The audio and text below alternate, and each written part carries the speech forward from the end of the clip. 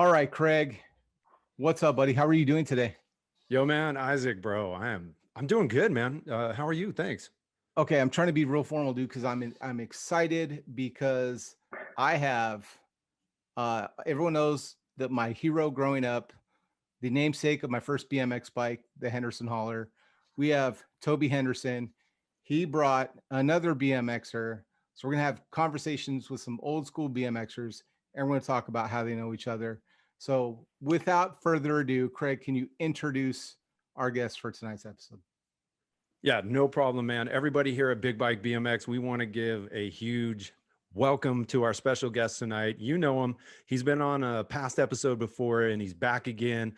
The BMX legend himself and the guy who's running everything down at Box Components and more. We're going to find out a lot more tonight. Please welcome Toby Henderson to the show. As well, let's welcome his business partner, who we are going to hear a lot from tonight. His name is Marc. And Marc, Toby, welcome to the show. Glad you're here, guys. Thanks for having me. Thanks for having us. Yeah, Dude, we're stoked. It's Marc Cote. He's French, so let's not tease him about being French. But Oh, Please. well, Okay. okay. I'm used to. Yeah, that's no problem.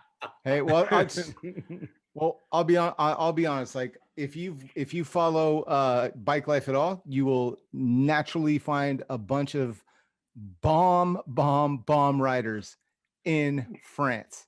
Like I have no idea what the captions say, but I'll be real honest.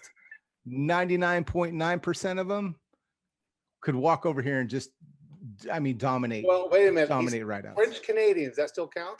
That does not count. I Yeah. take it all back. I take it all back, Well, Marc. hold Yeah, on. yeah. Yeah, pump the brakes. No, because I'll be honest, we're popular. We're popular in Canada. I have a bunch of jerseys that go up to Canada. Trust me. So, Well, welcome. Marc was a hot BMXer in Canada back in the day. So I think, you guys have photos of that or something. I haven't do. seen these photos, but Marc and I met because of his passion for BMX and because he was a racer just like myself. He just happened to be up in Quebec during the times of, I think a little bit after me, but yeah, he was a hot shoe back in his day. So Yeah, I think I think I came like about 8 years. So I was still a young kid, and you were a hot stud, like doing BMX at the time. So we were looking at you with your arch and jumping around and having you in magazine. Yeah, I remember that. yeah, For sure. But I'm from the East Coast. So the East Coast and the West Coast. And also I'm French, but we're very close to Boston, like 4-hour drive. Got there to university. So I have a lot of the Eastern culture in me. Well, I'll be honest. I think we all have that same. Basically, we all have that same story of growing up and idolizing Toby Henderson. So, instantly, I think all our fans understand that completely. So, Marc, tell me, what was your first BMX bike?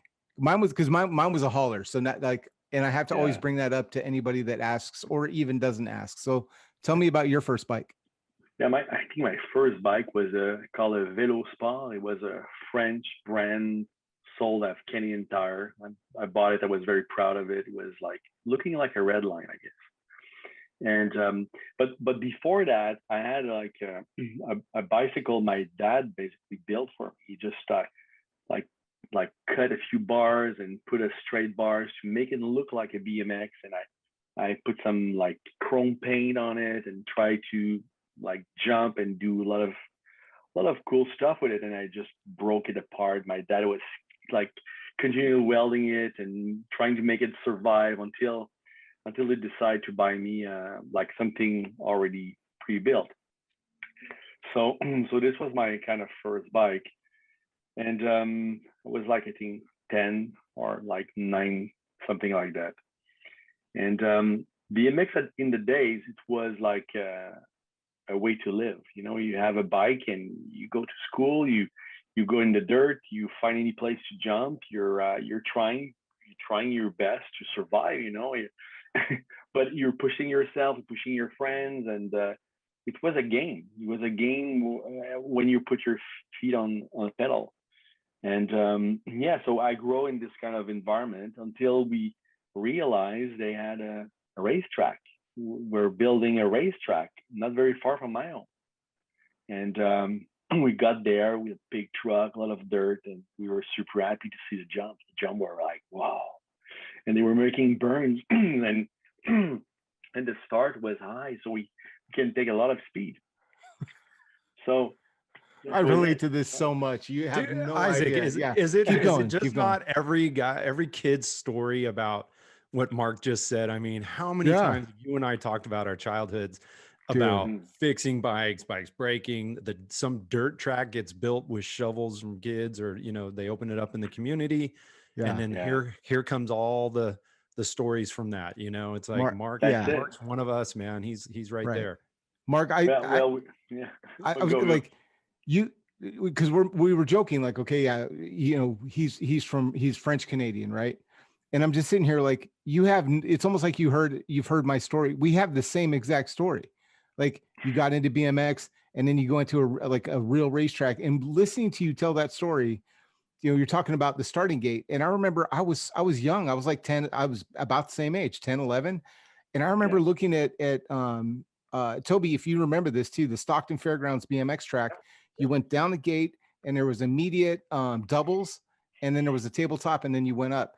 And I remember looking at that jump thinking, that is so big. That's like bigger than me. And listening to you tell that story, like, your dad took you to a real BMX track, like your first real BMX. We all have that story. But yeah, keep going, brother. Keep going. And it was wide. And also at the time, like, it was pure dirt. Like, it was like water there. They had like, they were trying to manage it the best they could, but it was kind of just the way it is. It was raining. We were like going there because we want to be around. So it was kind of like just going and play with friends, and until they built also a skate park, and but like was a gigantic ramp. Like I think it was in my mind it was 20 feet, but it probably was 10 or 12. But and then we were going there and playing with the skateboard guys, and like discovering brand like Vans, and all these products were coming from. So at some point they just decide to open competition in Quebec. So the cycling federation in Quebec, who is associated with the UCI, I think right now, opened some race, and multiple cities around in Quebec start building tracks. And what we know is we had like 10, 12 tracks open, and my dad was like putting my bike in the truck and just running around, and my mom was not coming because she was afraid of me like dying, and we were going there, and we had fun. We were building, like, we're putting like plywood in the street with like painters, and we were trying to jump as high as we could, like flat land on the asphalt. And it was all about being as much as possible in the air. I think that's what I remember. And so this was it. And in my first race, I was good. I won, and I like, whoa, this is good. I won. So it's good. I was feeling good about it, and I start racing more. And the first year I won championship in Quebec, and the second year and the third year, and after it goes like that for 7 years. And I did Canadian and go a bit in the East Coast. My parents were not like super rich, so we were not able to go in California and go to the real race. But I kept myself like having a lot of fun, and I was also in the Canadian Canadian championship, and I think it was great. It was a fantastic year. When I was a kid, for me, like riding bikes, it was the best thing I could do, like going and after that discover girls, but that's another story. I understand. But, well, here's something interesting. Marc and Toby, I have some pictures that I was given before this interview, and neither of you have seen them. I mean, Marc, maybe you've seen them a long time ago, but let's take a look, and you can kind of walk us through this. Toby, enjoy. Yes, what I'm going to what love you're this. about to see. Use this in the future on him for sure. Okay. All right. So this is the one I stopped at right here because I just thought this was awesome. Like is this I'm assuming this is you here with the trophy? Yeah, that's me with a trophy. Exactly. That's me. I think I was like probably 11. Yeah, that's it. So well, I won best of the year. That was my first year of competing. That's And they give awesome. me like and in Quebec they don't give like these gigantic like trophy. They were like super small. So this was like pretty gigantic for the time. Dude, That's sick. I also got to tell you, I had this exact velour shirt. Mine was brown and white. I swear to God, brown and white. I could find pictures somewhere. All right. I was hot at the time. Yeah. So this sounds a lot like what you were describing by just a wide open track. Was this kind of what you were talking about? That's it. So we were we had this huge track. This is one of the jump, but the way the track happened is we were jumping, not the jump, but the burn. This is basically me jumping the burn and going downhill afterward. So we were just trying to jump as far as we could. So this was a good, like, I will say a good 20, 30 foot, like drop after this air. So yeah. Good for and this you. is in my own, yeah, it was in my hometown. In your hometown, dude. That's rad. Yes. All right. And then I just like this because I feel like Toby, you probably have this. I know Craig, you have this. I have a picture with my crew. Tell me, like, do you remember who do you remember in this, or do you probably remember everybody? Yeah. Well, they have Michael next to me, Jonathan, the guy with the finger, was Henry, Pascal, the guy with the GT shirt. Yeah. Hugo was the one in front. Right here. Yeah, the Norco guy called Alain, the guy on the left. And after more in front, the smaller kid who was there was like in love with Toby. He had his like Hutch bike and Hutch shirts and everything. Like his dad was owning the first bike shop I've worked in, building wheels. Right? And yeah, it's at Yann. And yeah, so it was Yann. So yes, it was like the people were traveling around Quebec, and I think this was in Pierrefonds, if I remember correctly. It was a track. It was like a mechanical like gate. Somebody had to drop it, and but they did a good job, so it was kind of flat. Yeah. Rope. Yeah.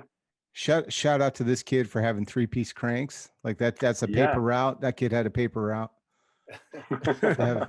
Just saying. All right, now this is one that I really loved. Just because, and we all, like, everyone wanted that picture on the podium with your jersey, like just this whole thing. Everybody wanted this. Dude, what I want to know is Marc like 7 feet tall now? I mean, look, are these kids in his class? Check them out. Yeah, were you racing kids or? Yeah, well, actually, this is a pictures of 3 guys from the same club, but the guys on my left is older than me, so it was smaller, but it was older than me. I was kind of tall pretty early, so around 13 years old, I was like already 5'11". So now I'm 6'2", so I've stopped growing around I think 17 years old, 16 years old. Nice. I began to make myself wider, not taller. Oh, do I understand? Welcome to the club, dude. Yeah. I understand that life. All right, so this is the last one here. I think this one's pretty rad too. Good action shot. That's it. So this is the same basically jump at the same place of the first one you saw me from the back, jumping with my friend. This is a Velo Sport. That's the bike I was beating up. And if I remember correctly, it's probably, I'm not sure if it's a THX. I think it's a Tange fork I had on the bike at the time. Yeah, and I was broken all the time. I had like 3-piece crank, and I was breaking them all the time. So the only crank I was able like to survive my weight, or I guess the way I was riding, was a 1-piece Chromoly crank. And I've bent those also, but this one was holding up for me. Man, Marc, you're a That's beast. so awesome, man. Yeah, that last picture just shows like how you look huge on that bike. That's amazing. I'd be scared. I would just be terrified of those, because you just see, you know, I don't know. You know, when you're growing doing BMX, you need to take your space. You need to own your ground. And in the time we were not clip, and the burn were flat, and we have to like just be where we need to be, and you need this aggressivity. And you know, I have kids right now. I have 2 kids, and I'm trying to make them like live, I guess, a good experience with BMX. BMX is so different now with the type of track, and the sports was, I think, evolved to a good spot for the race. But it's the same deal. Like, they have to go through a BMX track like you go through life. No obstacles. You have not to see any jump or any obstacle. You just have to go straight, and just take your place, and just go as fast as you can to go to the finish line. So that's the way we were racing at the time, just trying to, and then survive the 45-minute race. You know, Yeah, it was fast. I relate personally. I relate to that because, you know, I've told the story plenty of times. Like, grew up, wanted to race, finally raced. A kid ran over my head, and I was like, I don't like to race anymore. And I promptly took up flatland. I put pegs on my Henderson hauler, and you know, started doing flatland because that was a lot easier. There was 2 things. I'll be honest. There's 2 things. Toby, I think I've told you this story, but I was at Stockton Fairgrounds, and there was also 2 brothers with the same last name, Anderson. And I used to watch those dudes tune dudes up. Like, if something didn't go right, man, those guys would just jump the fence and pummel. And so that was my BMX growing up. And so it was like, I was terrified of BMXers. So like the seeing you guys go elbow to elbow like this just baffles me. So that's why I'm like, you're huge, dude. Because I would have been terrified. That's all I'm saying. So, but Toby and Marc, how did you guys meet? Where did you actually, like, how did this connection come together? Well, let me, okay. So after I've done my BMX life, I basically started dating girls and going to university. So I decided to go in robotic engineering. And I did that for a while until I found a job, like, to serve some production from Hollywood. We're coming in Montreal. So I started building robots and nonlinear editing systems, the beginning of Avid and Premiere. Premiere was I think 0.8 beta at the time. And so started building computers and stuff, and I started getting into post-production and visual effects. And in Montreal, they had a Softimage, was a huge success in terms of software for 3D. They did Jurassic Park. They did a lot of good product, and so the culture in Quebec, in Montreal, was really into art and technology, really into it. So I found, I started building my company. I basically realized they had an opportunity there, so I started a company in 95 and grow this company. And I go through like difficult time when the recession hit. Got to producer like the Weinstein, who basically have not pay us for millions of dollars. We had huge issues, but we got through it. And at some point, I start working in California and bought a company over there to extend ourselves in Santa Monica, to be closer to HBO, and Apple was planning to open, and Netflix. So I start working on these HBO show, spending a lot of time in California. So, and at some point, my kids start like looking into the sports, and I thought, oh, that's interesting. Let's see if racing exists, because what I've not told you, at some point, I end up like buying a Race Inc. When I start working in a bike shop, I was building, like I said, like wheels and stuff like that. They received this beautiful bike, was a Race Inc, and I fall in love with the aluminum frame, the lightness, and stuff like that. Yeah, So who this didn't? was my, yeah, well, my wallet. Hey, Marc, what year are we talking about right now? Because you just made a big, like, yeah, which is big like bullet going point back and right forth. there.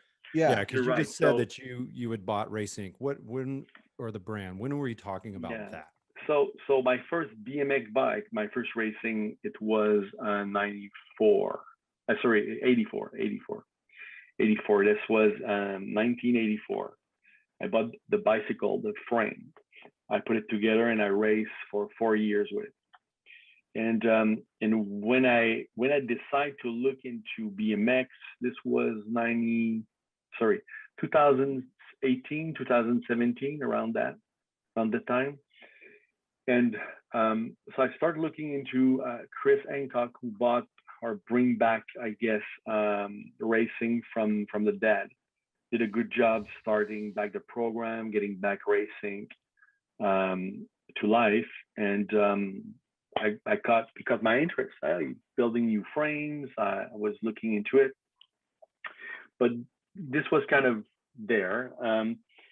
So I ended up looking to buy some parts to try to rebuild my racing, trying to create kind of a neo-retro bike. And what I remember is I was breaking all my crank. So no way I was putting a 3-piece crank was shitty. I had to find something super solid. So imagine what happened.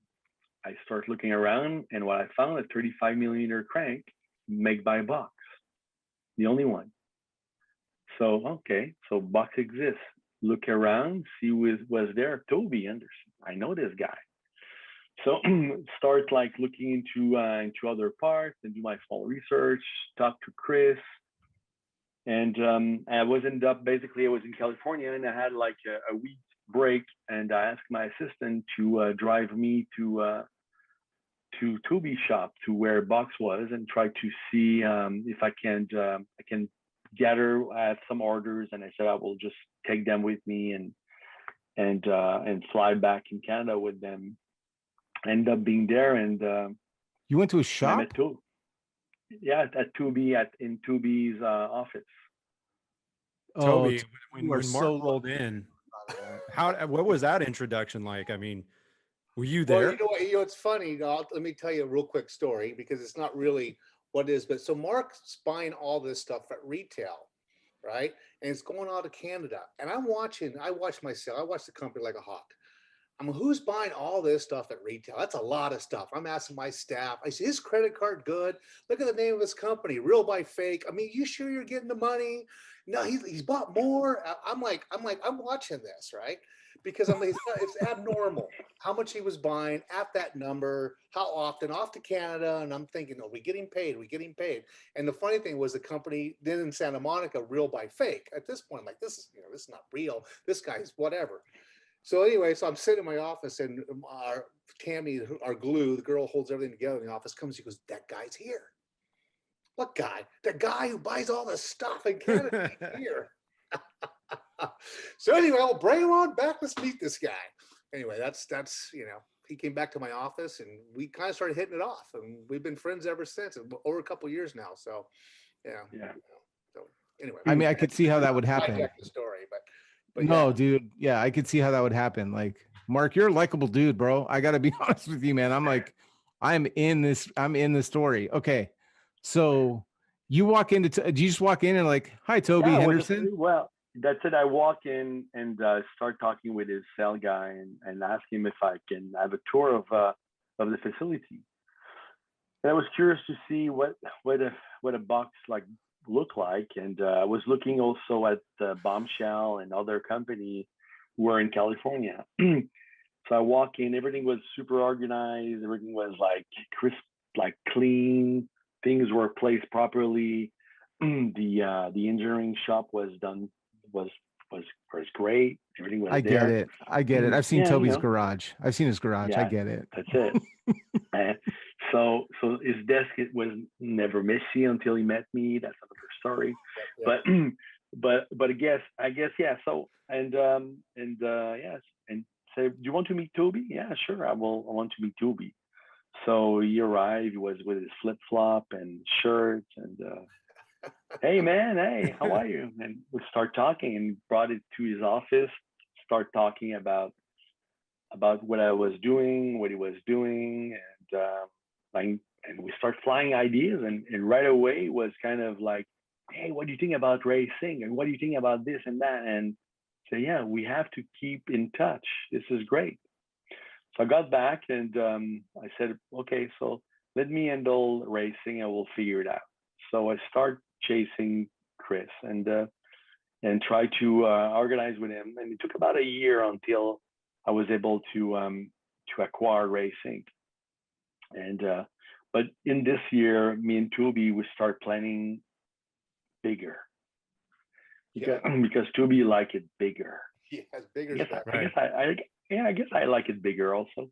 But well, let's talk about that. What does that mean? Do you want to go there? I mean, do you want to let us know what that is now, or should we build up to it? I mean, what did that conversation sound like, or what happened? Well, let me back up. One thing I do want to add, Marc, is on spot, but the name Race Inc. to me is, I think, the best name in the world, right? For racing. Yeah, I'm a racer. You want to go racing. Race Inc. to me, and what's funny is when I started Box, I actually looked at that name, and it wasn't available. I actually looked at that name back when I had my other company, VSI, when Scott Bridehop worked for me. And I went to Scott and said, Scott, I want this name, Race Inc. I think it's the best name ever. I want to build this brand again. And I wasn't really looking at the history. I was looking at the name itself. So then Marc came, and I knew that Chris had restarted and all that. So when Marc came and we showed similar interest in the Race Inc., he had the bike. I loved the name. Then this whole thing kind of started from there. But going bigger, I wanted to bring that up because I just thought the name was, if I could have bought it before Box, Box would be Race Inc. today, because I just think the name's amazing. So anyway, so bigger is better. So we started talking, and then we created the company ABC, American BMX Company. And under American BMX Company, there's tons of brands, tons of stuff to talk about. So the bigger or better is, we basically said, okay, we can't just stop at the bike. We got to make stuff too. We got to make other things, because I've had a lot of experience where if you have a helmet, you don't want your helmet to have the same name on it as your frame. It just doesn't work, in my opinion. You know, you don't want to wear a GT helmet. So anyway, so I told Marc, we got to create a parent company. We came up with ABC, American BMX Company, and we're going to get these brands, and we're going to develop all these products underneath that, much like my company VSI I had back in the early 2000s. So that was kind of what we decided to do. And the list is longer than my arm and leg, and we can get into those as we go. And I think I'm pulling our how many people we have now, Marc? 10, 8, 9, 10 people? How many do we have now?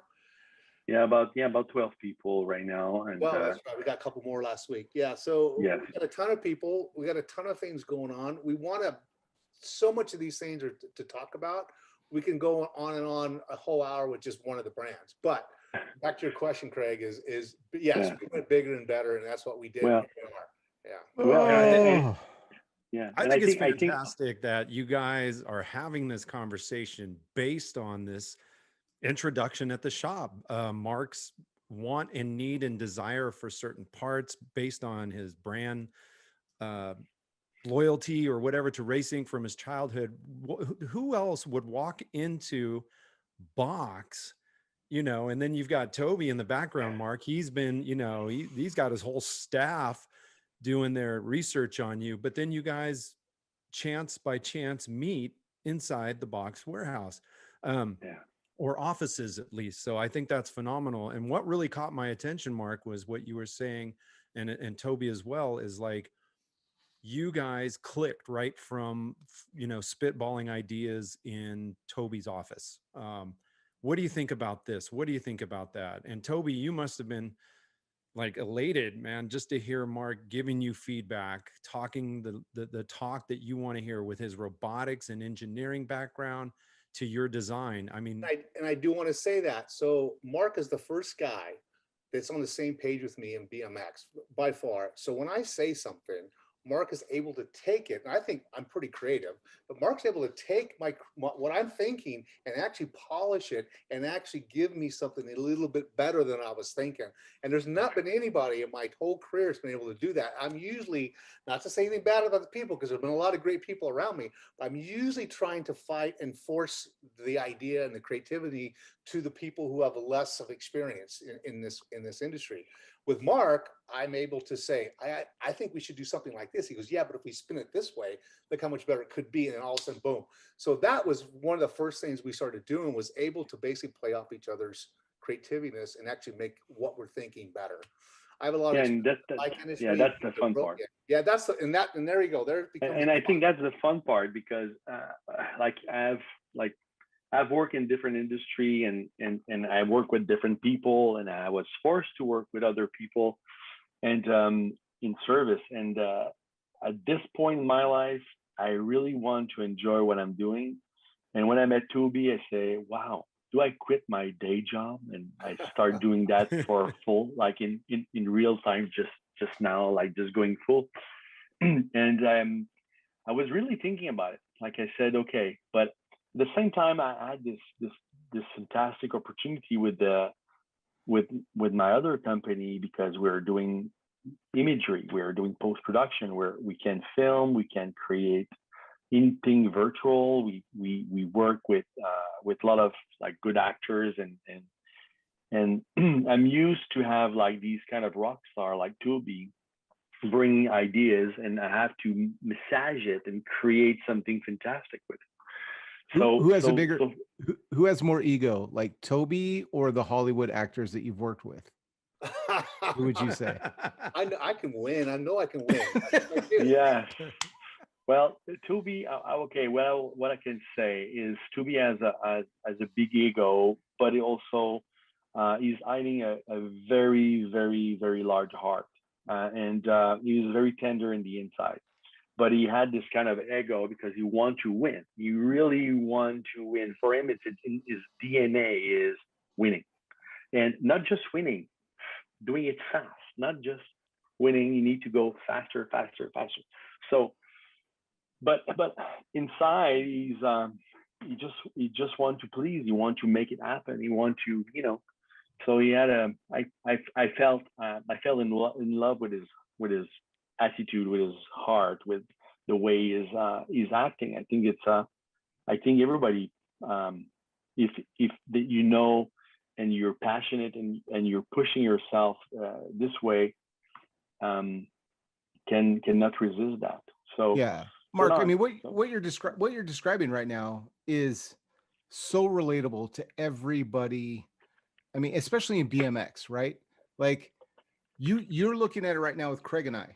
Like, I accidentally met Craig and did an interview with him, and I'm like, dude, I had so much fun. Just stay. Like, well, let's just keep doing this.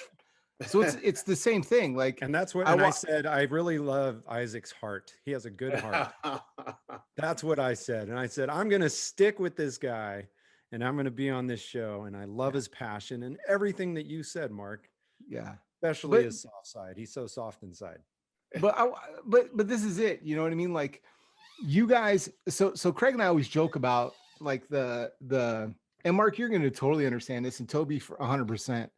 But like those moments after you go ride and you stop at the, in the States it was like AM PM, but whatever, like convenience store where you get gas, and you would go in and get like a big gulp of whatever soda, right? And it'd probably be like 14 different sodas all the way down, and it was disgusting. But then you'd walk out, you'd lay your bike down, you'd sit on the top tube.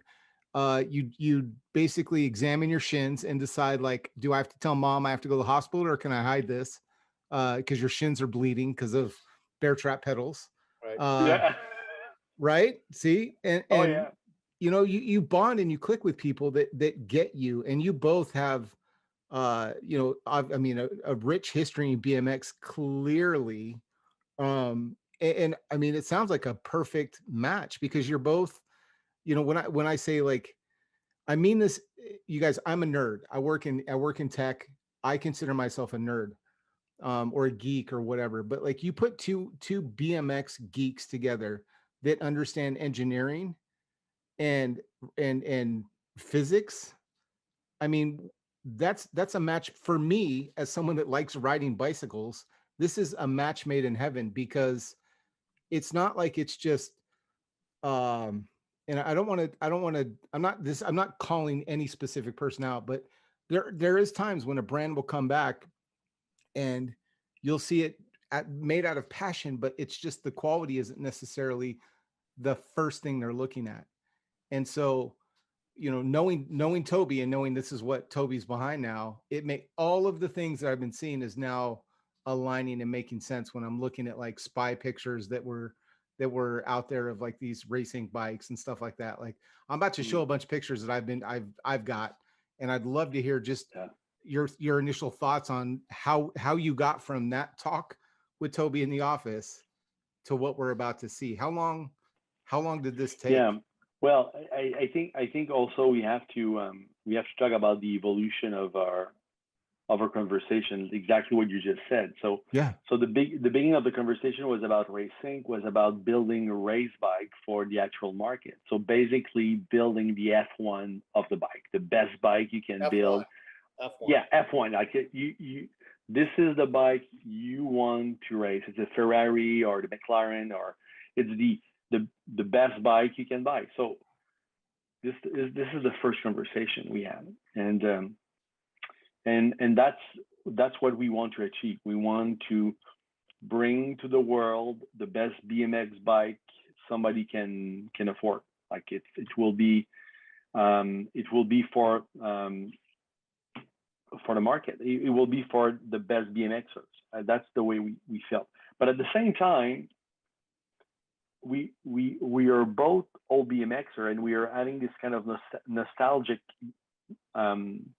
thinking about, yeah, but BMX in this kind of category is very specific. It's very like it's a precise, and it's kind of like the F1. Like it's for smaller, and nobody will be able to enjoy it entirely. So we have to find a way to bring these technology to the lifestyle, to the people who will like to just have fun. Like you see a guy, an old dude with a McLaren, you don't necessarily need the car, but it's so enjoyable. It's so cool to ride, to drive around. So well, let me, I have a question for you, Marc, because this is actually extremely interesting. And I'm sure a lot of people want to know this, like how, with the conversations you're talking about with Toby, when you said, okay, we are going to talk about, we are going to focus on BMX racing, the F1, right? And you had just mentioned something about we wanted to build quality that's affordable.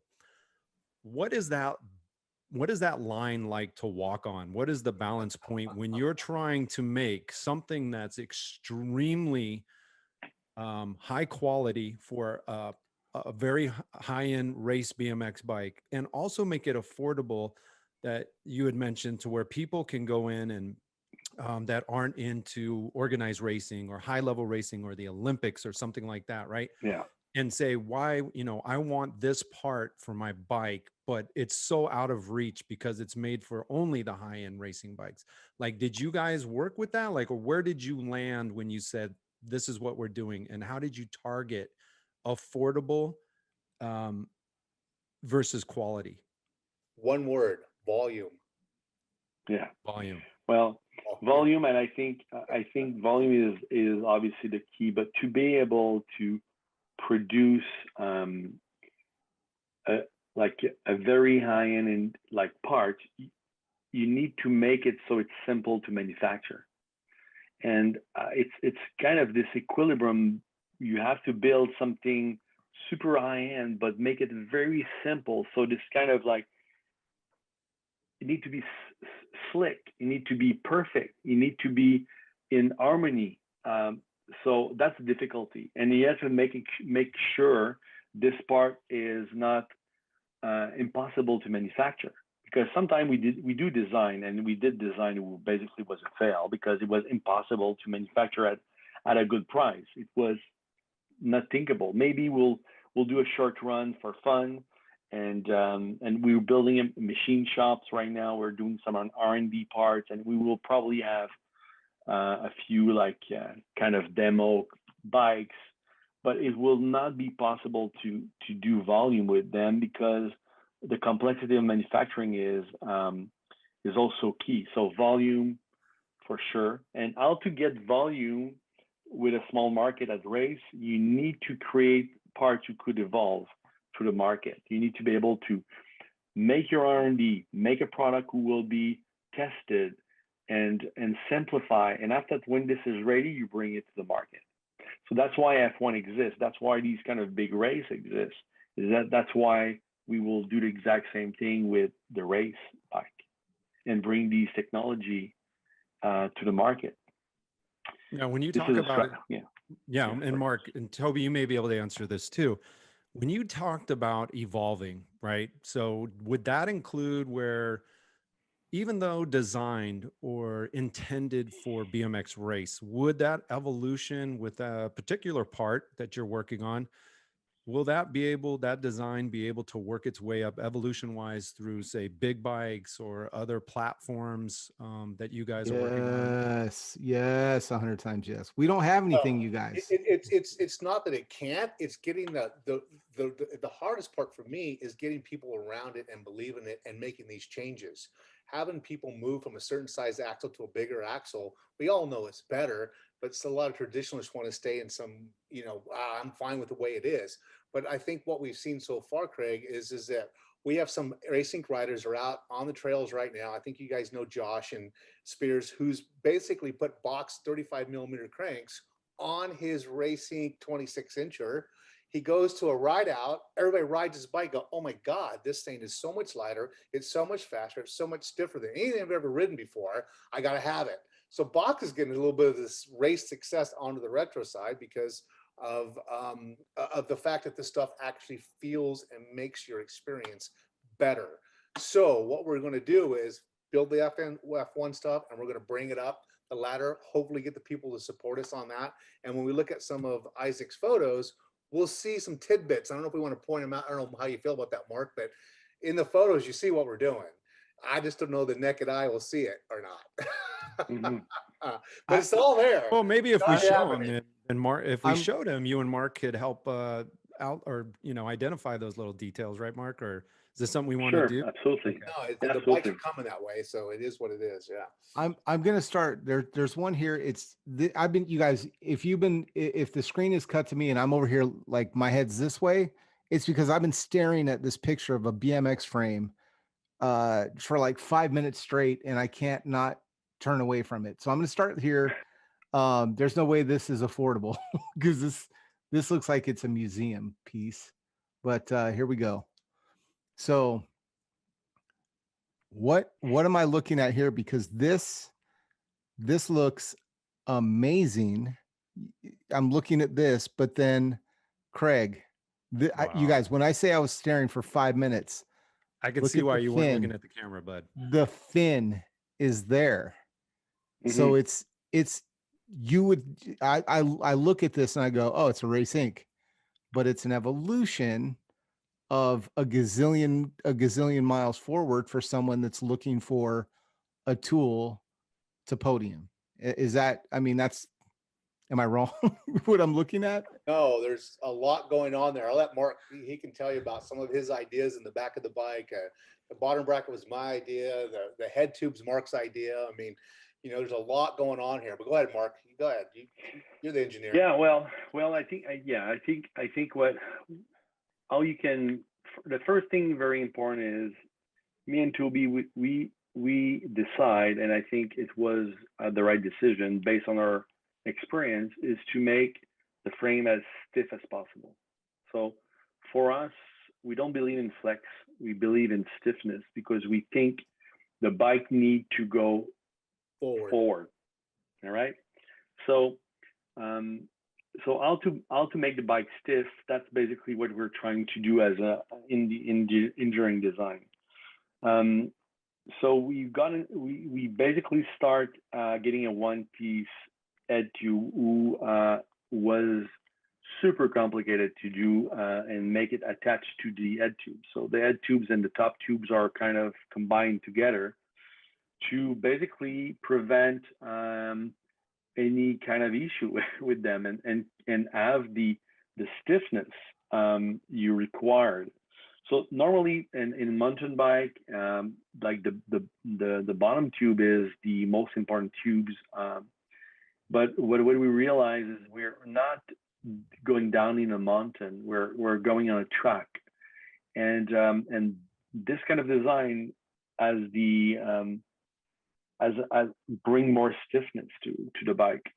Can you tell us, Marc, what the metallurgy or what the composite is? That something you can share with us to talk about that? Well, yeah, like we decide to try to do it with 2 different aluminum for now. So we also have carbon fiber on the go. We have other product coming on the go, but the first one we want to release, it's aluminum alloyed.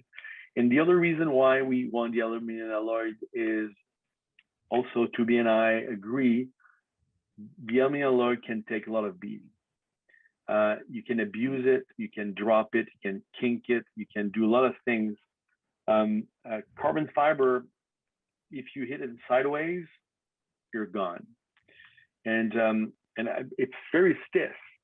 So at the same time, we could have going into the like carbon route and just forget about the aluminum and just like wash our hand. Oh, this is stiff enough. But we said, no. Just we'll do an aluminum super stiff frame, and we'll make it as light as possible. And we'll bring as much technology with. And after that, we'll bring the carbon fiber frame. Will be stiffer, and we'll share the same engineering ideas. So the top tube, that's the first part. The second part is the bottom bracket. Bottom bracket, all the bottom bracket can support the M35 have an external bearing. And putting an external bearing created a situation where you cannot put your chainstay wide enough. It's like when you're on your 2 foot, you want your foot to be as wide as possible to hold your ground. If you're like in the center, you will have less stiffness. So you want your chainstay to be as wide as possible. So to be able to do that, you need a bottom bracket with incorporating the bearing inside. So you have the full 86 millimeter, 86, yeah. 82, yeah, 86 millimeter like width of the bottom bracket. So that's the reason why we decide that. And also the concept was to use the same diameter of the American bottom bracket, the original one. So it's basically the same diameter with a thread. So you can screw them and so you can actually, and this is something I will say, but you can actually take the BMX bike we're bringing on, like the retro bike, and thread it and put our bearing in it. But that's another story. So because it's basically the same diameter. Yeah, it's well, I love stories. It's American BB threaded. I did coin the name. We have the trademark on the name. It's called B52. 52 millimeter inner diameter of that shell goes back to my day, Marc's day, of when we rode BMX bikes. Or a 52 millimeter inner diameter. That's what that is. But we added threads and added width to put the box M35 inside that, put the bearings inboard. No one's ever done this before. And here we go. So that's the bottom bracket idea. That's sick. Yeah. Go ahead. Go. I'm just like, is this legal for BMX? Just looking at this thing, it does look like a McLaren. I feel like I'm looking at, my friends at golf will think like if you remember like those ping irons that got banned, with the groove, like they had them grooved and they put too much spin on the ball and they all got banned. I feel like this is a cheat code looking bike. Yeah, this is incredible. I can tell you that massive chainstay will make a difference with that bottom bracket, an M35 crank, and that rear axle will make a difference on how fast that bike accelerates. will make a difference. Toby's like, I will take the Pepsi challenge or the Coca-Cola challenge on all of this. Yeah. Yeah, I love that. Oh, All right, yeah. we're gonna So move. Is there anything else you want to talk about here? Yeah, well, we're just talking about the dropout, the rear dropout. What we decide to do is, and that's a very important also piece of the puzzle, is the rear side, the rear part of the bike. So is identical through the entire sides.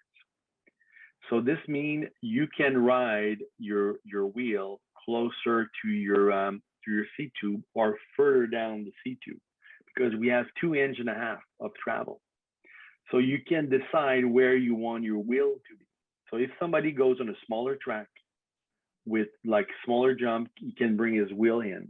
If somebody goes in this like in a super long track, something with big jump, and you want to have longer bike, he can put his wheel back. So this dropout gives this capacity, and it's a 20 mil dropout with disc brake, but the two type of disc brake. So you can use flat or yeah. And another thing too, guys, is if you see where the seat stays welded to the dropout, it's welded at the back of the dropout, right? Yep. Yeah. Usually that you don't see that. You always see the seat stay welded to the front, which makes no sense, which leaves the dropout flopping around back there. And you come out of a gate and you twist and you just twist your dropout. So a lot's going on here. A lot. That straight connection from that rear dropout goes straight all the way to the head tube before the bend, right? A lot going on here. So no, there's a lot going on. It's incredible. Look at the the dropouts in the rear are just, they're mind-boggling. You can't, I'm like Isaac, I'm stuck in this right. This you get stuck, dude. Staring at that, and you know, the integral, or there's like integral like chain tensioners built in there, or what is that? That's all this, that's all engineered. Put a through when I say chain, I'm saying that's for the travel, right? Yes. Incredible, dude. So incredible. Oh, all right. Please make big bike stuff. Please make big bike stuff. Well, we'll see. Here we go. Here we go. Yeah. Here we go. All right.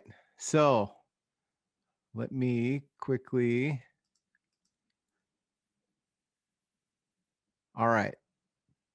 So first off, the first thing you're going to see, this is the 26. We all love it. You all know it. It's the first thing you see. And to me, that is distinctively Race Inc. These are big bikes that give you all the goosebumps that you're looking for. Yeah, look at the gusset, man. I mean, it's just on a larger platform, you could see this silhouette of this and be like, that's a Race Inc. And if someone said it's a 26, you'd be like, oh, you're kidding me, because you would naturally think of Race Inc. with the gusseted supports on the seat tube, from the down tube, everything. It's the incredible. Bend. This is everything. This is, the sticker. I'm trying not to talk about the forks, but so we try to we try, and I think as best as our capacity, to have the same equilibrium. And I think Toby was very specific on it. He had a very nice eye and a good aesthetic. Try to make sure we respect the curve and respect the equilibrium of the part. So the gusset size, the way it was built, because racing was only 20 inch, 24 inch, but it was never got into a 26 or 29. So we had to keep the same design and just make it bigger, make it like look like fine, look like it's made to be. Tell me about that process, Marc. Like, when you're considering geometry, right, and you're talking about big bikes, currently big bikes, 26 and up, we're talking about, like ride out big bike, wheelie culture. The geometry for that is basically what you see on a box bike that, most of the major box brands out there, SE, GT, Haro, Sunday, and others are doing. when Isaac and I talk about big bikes, we talk about things like where is the big bike culture going as far as riding style, evolution, incorporating freestyle into their bikes, different maneuvers, flatland, stuff like that. When we look at that as part of the cultural evolution, we also need to think about geometry and changing things like head tube angle and chainstay lengths and stuff like that. How did you come about this design and this geometry? What was your goal in mind? I think everything was napkin drawings from Toby. We just built it. No, that's the napkin, the Toby napkin drawing. Okay. Yeah, I think heard that story last. He says he does his best work on napkins. Yeah, absolutely, and I love them. So we have a pile of them. But the idea is, no, we basically looked into the evolution of bikes in the last 10 years.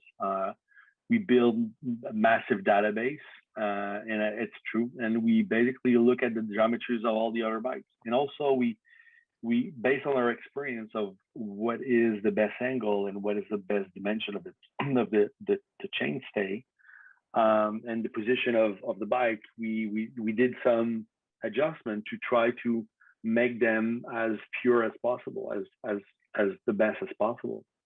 And that's what we come up with. And I think when Marc said massive database, sorry, Marc, we said massive database. I think it flies right over a lot of people's heads, but we had one engineer, Western engineer, spend 1 month full time, basically looking at every single person's other bikes, BMX and retro, big bikes, and put it in a massive database, right? So when Marc said that, he kind of went over everybody's head, but no, this is serious stuff that we had done and be put into that. To do that alone, think about a Western engineer spending a month of his, salary just to build a database on what everybody else is doing, so we could come up with what we think fits the direction. So a lot of effort went into what that geometry is, for sure. Yeah, dude, that's got to be stressful, right? Taking like a legacy brand that we all love, and then like throwing all the nods that we all want to see. Hats off to you, Marc. I mean, that takes stones, bro. Well, and I said earlier about how do we get the legacy guys to come along and start to follow the F1 series, and how do we get our F1 thinking, and how do we get that into these bikes where it's acceptable? We have to go baby steps at a time, right? If this bike was, going to be a race bike, it would look like the last one we looked at, but in 29 inches, which is not at all going to be acceptable anytime soon. So baby steps into, preserving the legacy, preserving the history, preserving that look, but also bringing technology to it. And that's Marc and I's kind of our goal is to do that. So I just want, I'll give you guys a quick pro tip as for your audience. All right. We are the same kids that rode these bikes when we were young, only we have way better paper routes. So when you're looking at the big bike market, I could go buy a Harley, right? I could go spend, 50 grand on that for my midlife crisis, or I can buy a lot of BMX bikes and I can put a lot of crazy expensive stuff that I always wanted, but couldn't afford. So the big bike market, if you build it, they will come. Right. I will just tell you that all day long. That's my mantra. Marc, say what you're going to say, because I do want to point out a couple of things on the bike. Go ahead. Yeah. Okay. So, so we have planned for changing the. Obviously, the head tube to change for 1.5 to 1.8 at some point. We had already the design made, but what I want to point out is the axle. So if you look at the axle in the front, it's a 20 on the fork, and if you look at the axle in the back, it's also a 20. So yeah, look at that. It's huge, you guys. Yep. It's real noticeable if you look here. You can totally see it in the back as well. I mean, that's just super noticeable. So it was kind of 14 millimeter in the time because they added that adapter to protect the aluminum, and we said, why just stop there? Why stop to 14? Let's just go 20 and be able to have the frame be able to be adaptive. So we build the adapter to be able to be adaptive. So if you want to have a 10, you can have a 10. If you want a 15, you can get a 15. If you go full blown, you will be able to put a 20. And we're coming with a beautiful 20 up. So it's coming under another brand. All right. Okay. We'll talk Yeah. about Now I'm gonna have a quick. I'm gonna do a quick rewind. Toby, tell me again, for those of us like myself who have just come back to BMX in the last couple of years and are relearning and rediscovering BMX, explain to me why that's such a big deal, a 20 millimeter axle. It's about flex and forward momentum, really. So when you push down on the pedal, right, everything flexes from the spindle to the chain to the sprocket to the rear axle. And that rear axle, when it goes across the rear of the bike or the front of the bike, the bigger the axle, the stiffer it's going to be. Now, the engineer should probably tell this, but when I did this and I first started thinking about this, and it goes back to something that happened to me, I was given one of the very first 20 millimeter forks in my mountain bike career, a RockShox Boxer. And when I put that 20 millimeter fork on the front of my bike and went and hit the same rock I hit with my 10 millimeter axle, completely different night and day. So when I started bringing this to BMX many years ago, it wasn't until you rode a 20 millimeter, whatever, and then you put the 10 millimeter back on your bike, and then they all just turn around and go the other way, back to 20. So all BMX bikes, race bikes today, all forks are 20 millimeter. All production, everything's being made right now is all 20 millimeter front axles, which is something I brought to the market 15 years ago. I'm trying to get this crowd to understand how much better and more enjoyable and how more efficient that bike would be with 20 millimeter axles. And that's what this is representing. Anyway, it's just a better, stiffer, faster machine, right? And much better. and then the bottom bracket as well. And the bottom bracket too, sure. Yeah. So we're looking at the bottom bracket right now. And am I seeing a threaded internal bottom bracket there? No, because we have to build the crank systems around this that's acceptable by the crowds, right? So you can thread that and put the box M35 in it, but we're developing cranks right now that would fit that down the road, other brands, things like that. But this one here will accept what's currently available on the market. We still have some work to do on the parts. So the goal is, Beautiful. If you buy a frame tomorrow, you'll be able to evolve with the frame. If you want to buy 20 frame, that's fine. We will love that. But you can keep this frame and evolve with the product we will bring to the table. So I think we want to be true to the consumer and try to bring something on the table they can live with, they can evolve with. And I'm moving along to the 29. Sure. And Marc, bro. I mean, you like it. Yeah, I mean, dude, you could just. I don't know if somebody I knew had the black. I don't know.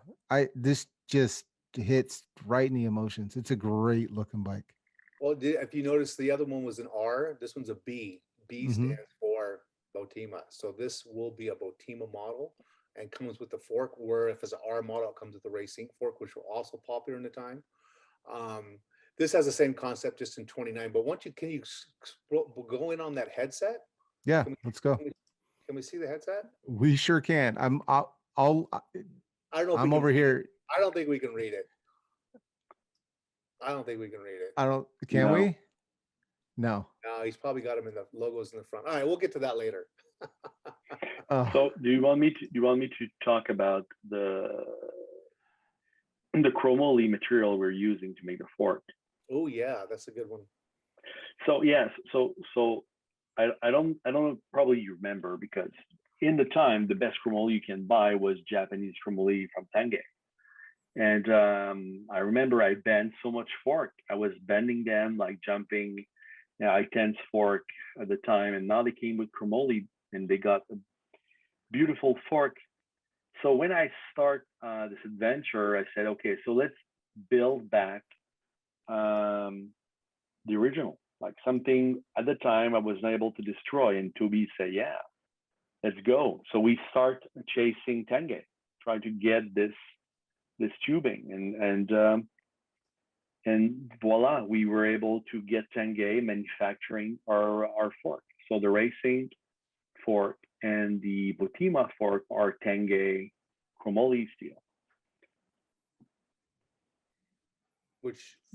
Which is somewhat of a big deal. I think if you're a retro guy, like roadie guy, you do the clubless tubing or you do the Phillip raised, bikes, things like that. A lot of these bikes come with Tanguay tubing, and these are made from Tanguay. I don't know if it's stamped in the head tube of these or not, but all the forks, and I think it even says in the ad, I don't forget now. No, it's not on that. But yeah, you'll be able to see. Yeah. So the idea is all the head tube will be stamped and with Tanguay, and on the box you will be able to see it. But for us, it was important to have, I think, something from our past, who I think we have to pass along and keep it alive, because it was, I think, an important part of a bike, having like a fantastic fork, but it was, I think, one of the best fork steel you can buy at a time. I don't know if you agree, Toby, but I think yeah, the way you said said that.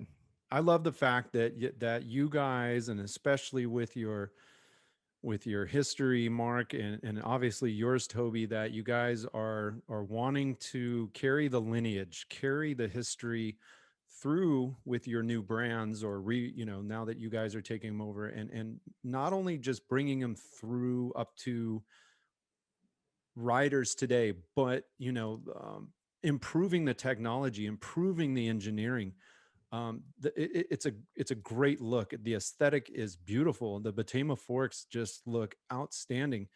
The fact that you're doing things, and obviously on the bigger bikes, the stresses, the amount of force that they take, especially with kids now jumping these bigger bikes, doing a lot more airs, a lot more wall rides, and things that just people don't think about where big bikes are going. But like I said earlier, the evolution of tricks and stuff, like you guys are really giving a nod to the history, but also taking it a step further and putting a little bit more into the design and strength and engineering in these. And that's incredible. It's here's what it is, man. It's looking at these forks. There's not a detail that was overlooked, Marc. Thank you. Thank you for doing that. How many times did we change the radius, Marc, of the tube?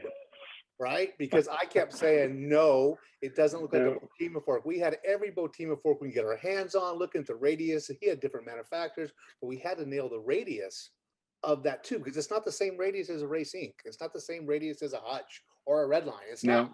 No, right. That's it. Yeah, well, we did a lot of research to make sure we were hitting the exact spot for the racing fork also, because the racing fork I think is also a beautiful piece of work. It's kind of a very mature style. The geometry of this fork I think is beautiful, and I don't hate Botima. I think it's a fantastic fork, but I'm a fan of the racing fork. So that's my take.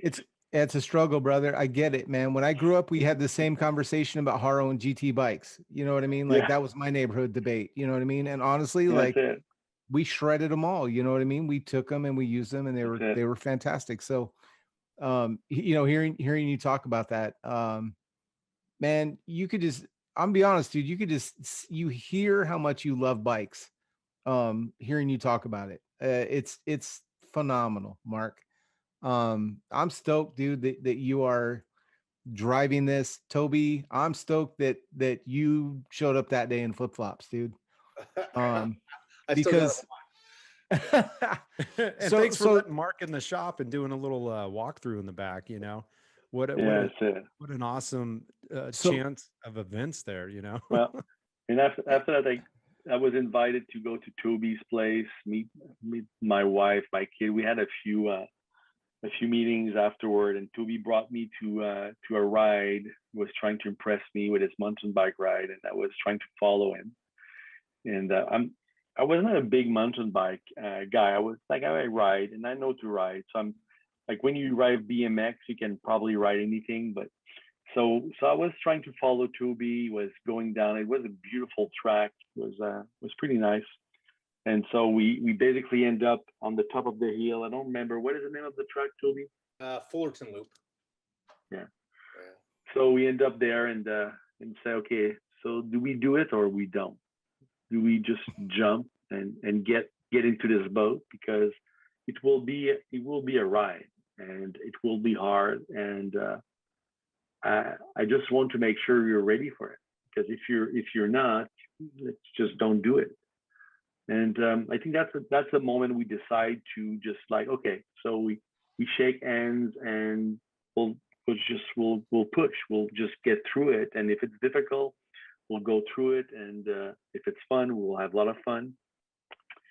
But this was a decisive moment. And yeah, and Toby was in super shape. He was jumping all the jump he could, and he was riding me like crazy downhill. I was trying to follow, and I almost hit the tree going down, but we arrived safe. And the girls at home were like, okay, man, you're right late. Yeah, it's dinner. Anyway, it was great. What a perfect analogy, Isaac. I mean, think about it. Marc and Toby at the top of the track saying, do we go forward? Do we take this, man? If we go, we go. There's no pumping the brakes. We're going to go for it, man. And isn't that like life? Isn't that what we always talk about? Like in BMX, just shaping the way we approach things, the way we try to nail a trick. And then when you finally do, it's just like, got it, and there's either two ways to do it. It's to go for it or it's to bail out. Right. Mm-hmm. And so, well, it's funny is we're on the ride, went to go on the ride. We knew we had to talk about it. We pull the very top, like Marc said, the sun setting, can't be any more romantic than that. Right. And we just, you guys holding hands or anything? We're bonding and it's all going good. But I think he said it right. Do we jump in this boat? Do we do this? And we sit and talked as the sun set for about a half. That's what the wives were looking for. You're kind of late. You're riding back in the dark. But do we jump in this boat or not? And yeah, half hour, 45 minutes on top of the hill, we rode back with, it's a yes, right? So here we are. We're almost 2 years now, right? So. Yeah, absolutely. Okay, so my next follow-up is just kind of an obvious one. What does it look like for someone like myself to acquire a Race Inc bike? Are you going to have dealers, or is it going to be like a traditional, like like you get a dealer contract and then you're going to distribute that way? Is it going to be just from the Race Inc website? How are you getting bikes out, and do you have any kind of timeline? Yes. So multi-channel, which is the bike industry today, is multi-channel. We will sell direct online. We'll use a dealer base. The smaller parts will be gone through distributors, just like any other thing that we do. Bikes don't do well through distributors. There's not enough margin in there, but basically multi-channel. We've already shipped some of the other brands we will talk about next time. We've already shipped stuff to the distributor, to the dealer, and directly to the consumer. We're already doing that, right? So that started about a few weeks ago. But for Race Inc, you'll see frames. The ones you just saw, you'll see those in August. Maybe September 1st at the latest. You'll see the Botima forks right behind those, and you'll see the bikes October 1st week of October. Yeah. You guys, that gives us, I mean, we're recording this July 6th. So, start shaving off some of that paycheck money and putting it away, because we are going to do pre-orders because we have limited runs on some of these colors, and we're going to try to basically not let everybody have everything. We're hoping to. We have a lot of bikes and orders behind what you just saw with different colors and different arrangements, but we're going to start doing pre-orders right away. So if you love that blue, you need to buy one as soon as we go live, and that's happening within probably the next 2 weeks. I'm excited about the frames. There's a lot of frames coming, but there's as many people have showed interest in them. They're going to go fast. Okay, sure. Hold on. Craig, did you pick up? So you said, let me just back up. You said frames. Frames. That's what you just saw. Those will be here in a month. So I have the ability. Maybe 6 weeks, maybe 6 weeks. Isaac's already marking the calendar as well as I. So because I've been asking for this for a long time, because right now, if you really think about I have a garage full of big bikes, 26, 29, 27 fives, and fat bikes. I'm a little bit obsessed with big bikes. I love them. Now, the problem is that I run into is I buy them and then I immediately customize them with what I know how to customize with, which is your standard bullseye, profile, box, the stuff that I know that fits, you know what I mean? But like, I'll be honest, man, if I walk into a BMX shop and I see, an M30, I'm like, I don't think that's going to fit anything that I own. Right. So, Yeah. Right. But now I can get in with the frame and then instantly, okay, now I have some bomb hubs I can buy. So the upgrade options are already there if I Right. want to go to that upgrade option, which is huge for me and the rest of the big bike folks, because a lot of us we've already onboarded. I already tested this model. I already know I like a 29. I already know I like a 26. So where I'm at now is I'll buy a box bike, strip it down, and then rebuild it with an extra $2,000 worth of stuff that I wanted to begin with, right? And the bike cost me a G to get to my door if I'm lucky. So, that's the ability to offer a frame and let me build it how I want is huge. We've been asking for that for a long time. And so that's coming in a month. I can't believe that. Yeah. Well, I think for us it's important to bring the frame to the market, because I think it's what racing was. They were selling frames, and I think that's the legacy of the brand, and be able to assemble it the way you want it. I think also it's a very important part. We will bring bikes. We think it's the best for the box, with super good parts, and I think also this will be a good option for people to ride right away out of the box. It will not be like your typical bike. It will be like good quality. But at the same time, I love to build my own bikes. I love to assemble the way I want it. So so I think that was the way. And if you also, I just want to mention, if you look out there at some point, as we have post my original racing bike from '84, and have put box M35 in it, and also a box X5 fork, and basically I transform it. So what I'm saying is it's possible tomorrow to be able to put these parts in these big bikes. So you just need to know what to look for, and we will come up with the right part through our programs to give basically the people from the big bikes, people from the retro world or the neo retro world will begin to be creative. So we'll bring these parts so they can adapt their bikes. Okay, so we'll wrap, because I promised you guys an hour. And again, Toby, we went for 2 hours. So yeah, I do it all the time. Sorry, you guys. But Craig, did you pick up on what he just said? Like, there's a frame, right? And then a box version that you can ride. Now we're throwing around box, the components, but we're also, what I understood you to say was you're going to offer a boxed version that I can out of the basically pull box, out of the box and ride. Yeah. Build and ride. So complete. Is that correct? That's coming. Yes. God damn it. Box, but we have these other brands we're working on that fit more of the retro style and the retro we want. Yeah. So there's we'll talk, Toby. Yeah, there's a lot of stuff you'll see.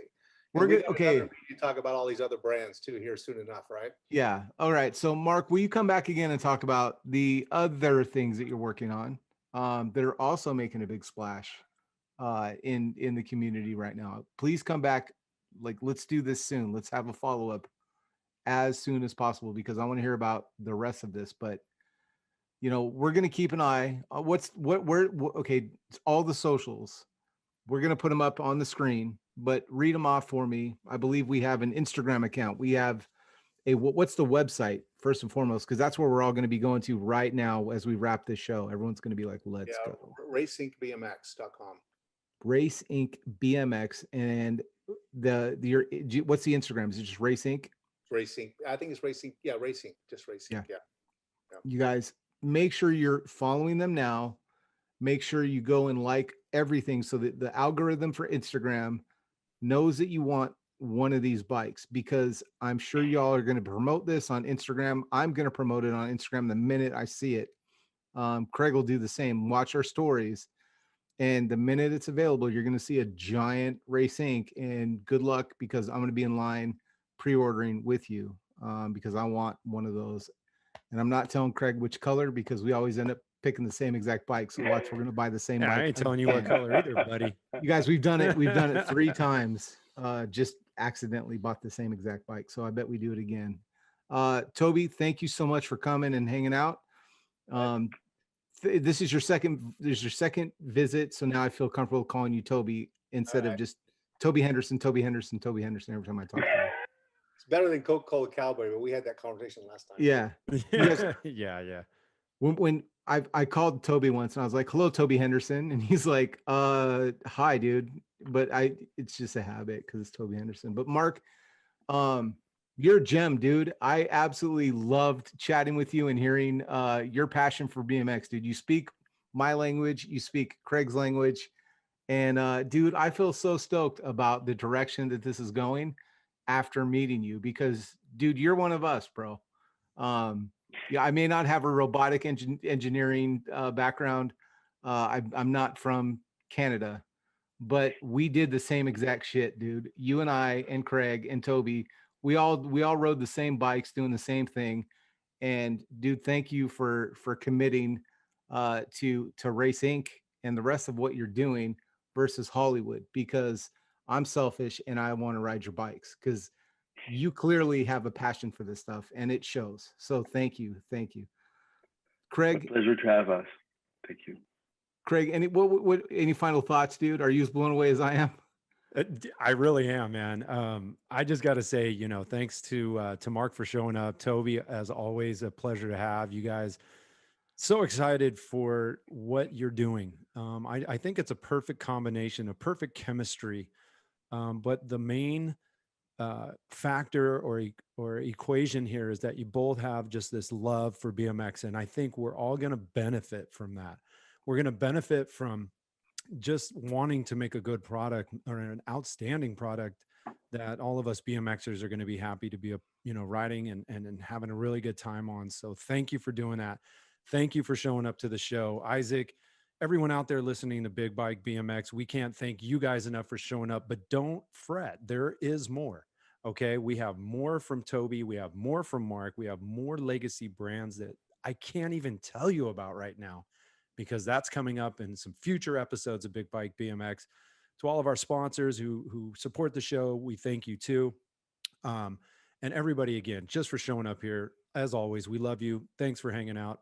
Back to you, Isaac. Let's wrap this up. Yep. You guys, I'm so excited to hear about Race Inc. personally. I'm so excited that I mean, I'm over here thinking about like axles and hubs, because now I have a direction where I can go if I really want to build, the BMX bike that I've always wanted. So, and it's just been it's been fascinating to listen to these two guys talk, because, if you think back, man, I'm not going to name names, but like some of the greatest BMX brands started with two passionate BMX, like the fundamentals were, man, we love bikes. And between the two of these guys, it's clear, and we're going to get some quality stuff. Y'all could have came out years ago and just grabbed a money grab, but you didn't. And I respect the shit out of that, because you could have took my money, but you're going to give me quality versus, something you could have just had a splash in the pan. So thank you on just from BMX people everywhere. Thank you for the 2 years that you committed to building and CAD and studying and seeing what's going to work, because I feel like after listening to this, the big bikes have been legitimized when you have big brands throwing engineering dollars into making our bikes better. We're not like the stepchildren of the BMX scene right now, like we have been. So thank you for recognizing big bikes. Toby, thanks for going out. Marc, thanks. You guys, thanks for tuning in. One quick update. We do have our gloves from Crush BMX. You can pick them up at Crush BMX. Use the code Big Bike BMX. Get yourself a 20% discount. We had our gloves have been sold out for a while. Our box got lost in the Bermuda Triangle, literally, which I think is so dope. I think it's pretty awesome. So they have another shipment of gloves coming. So you'll see the update on the Crush BMX website soon. If you're waiting for gloves, I'll be promoting that. You'll see it on Craig's story as well. Hey, gloves are back in stock. So thanks for tuning in. I love every single one of you. Thanks for digging bikes. Thanks for tuning in to us. Everybody in the live chat right now, you know I love the shit out of all of you. It's been fun. Let's hang out again soon. We're going to have Toby and Marc back to talk about some other stuff you want real bad, because you all message me about it almost every other day, sending me pictures and stuff. So we've got them. We're going to talk to them, and we'll have that episode coming real soon. Thanks, Toby. Thanks, Marc. Craig. Love you, brother. We'll talk soon. Bye, guys. Thank you.